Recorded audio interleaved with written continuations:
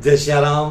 परम देशभक्त और मेरे परम प्रिय भाई बहन, आप सभी लोगों को आदरणीय मोदी जी को पुनः प्रधानमंत्री बनने पर आप सभी लोगों को बहुत बहुत शुभकामनाएं।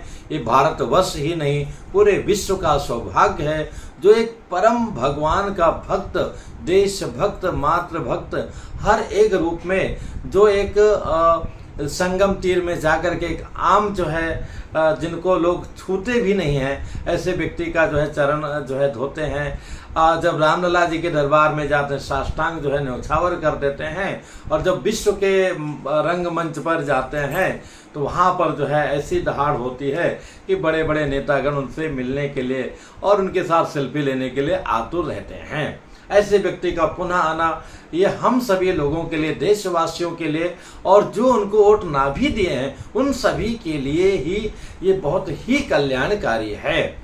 चूंकि जो प्रतिपालय सोए नरेशु, जो सभी का पालन करे वही नरेश है। मुखिया मुख सो चाहिए, मुखिया वही हो जो सभी अंगों का ध्यान दे। उसी प्रकार से जैसे पिता के 5 संतान हैं, 2 नालायक हैं, लेकिन उनको भी वो रोजी रोटी देता है, उनको भी घर से निकालता नहीं है कि चलो भैया खाते रहो, क्या करें, तुम्हारी बुद्धि ऐसी ही है। जैसा कि हमारे मुस्लिम बंधुओं में देखने को मिलता है, जहाँ पर सीतापुर के कोई जिला का बहुत सारा वीडियो आप लोगों ने देखा होगा, जहाँ 2200 केवल मुस्लिम भाई ही जो है मतदाता थे, और जिसमें 500-700 लोगों को पक्का मकान भी बना करके मिल गया था। उन लोगों ने भी एक मत नहीं दिया। न इंदौर में कि वहाँ पर कोई मुस्लिम कैंडिडेट नहीं था, दूसरे विपक्षी पार्टी वाला भी नहीं था, तो उन्होंने वहाँ पे लाखों जो है वोट डाला, और वोट अवश्य डाला, नोटा पे जाके डाल के आए हैं।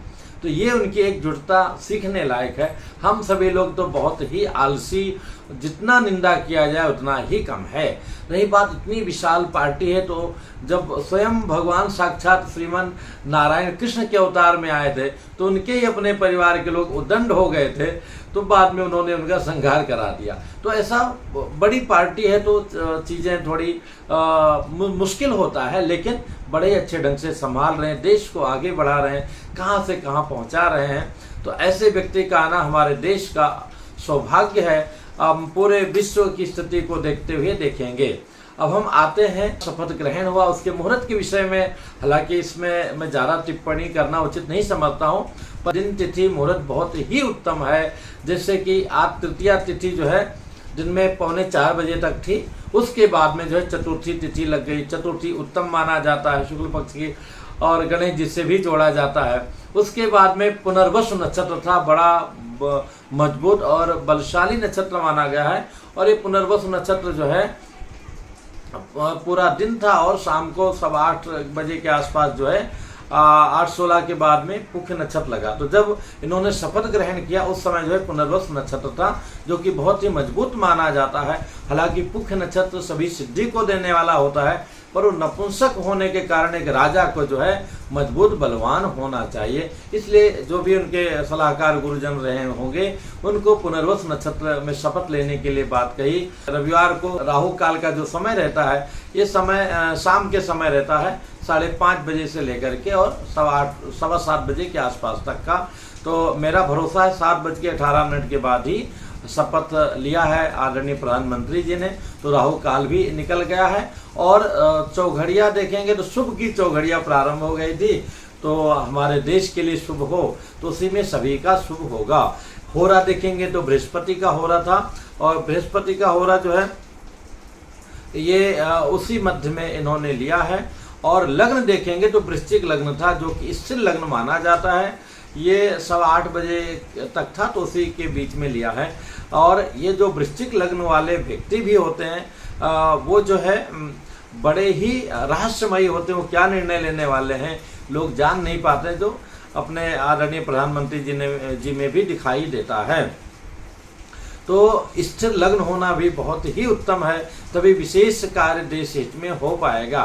तो मुहूर्त के दृष्टि से देखा जाए, और व्यवहारिक मुहूर्त रविवार को बाकी लोगों की छुट्टियां होती है, देश का काम रुके नहीं, उस दृष्टि से भी उत्तम है, और मुहूर्त के हिसाब से भी उत्तम है। और समय भी बहुत ही अच्छा था जब उन्होंने शपथ ग्रहण किया।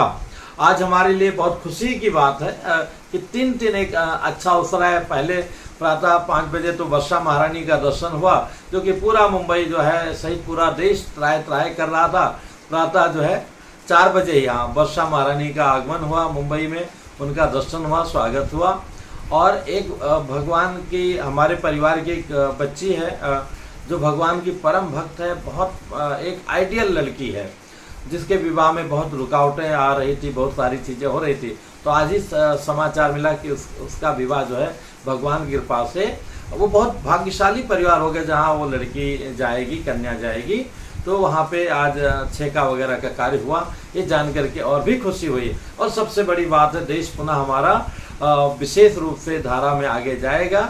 और बहुत सारे लोग हैं जो हमको निंदा भी करेंगे कि गुरुजी आप आचार्य होकर के आप ऐसी बातें करते हैं, आपके लिए सब जो है समान होना चाहिए। तो भैया जो एक समझदार व्यक्ति होगा वही तो विचार कर पाएगा कि हम जो है निकले हैं तो हम मंदिर जाएं कि मंदिरालय जाएं, वही तो विचार कर पाएगा।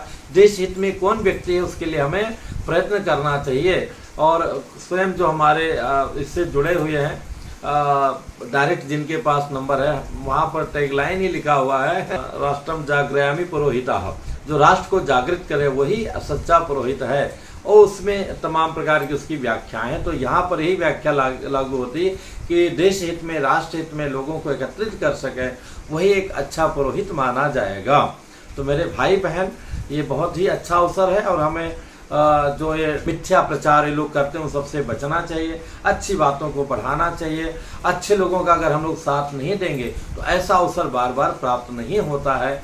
इस अवसर को अपना जीवन आगे बढ़ाने में और देश को आगे बढ़ाने में यथासंभव प्रयत्न अवश्य करना चाहिए। बहुत ही खुशी की बात है। मैं तो कुछ कर नहीं पाया, दिन में बड़ी व्यस्तता रही, पर समय से घर आ गया था तो अपने राम जी के आगे शंखनाद कर दिया, उसी में मगन हो गया। और निश्चिंत रहिए, बहुत मजबूत सरकार है। हालांकि जुलाई तक इनके ग्रह नक्षत्र के हिसाब से मोदी जी के थोड़ा राजनीतिक परेशानियां रहेंगी। जुलाई के बाद में पुनः स्पीड से गाड़ी आगे बढ़ेगी, देश हमारा गौरव को प्राप्त और भी बड़े रूप में करेगा। हम सब गौरवान्वित होंगे। आप सभी लोगों को पुनः बहुत बहुत शुभकामनाएं। जो एक अच्छी घड़ी आई है और जो बंधु निंदा करना चाहें उनके लिए क्या किया जा सकता है, उनकी अपनी सोच है भैया। जय श्री राम।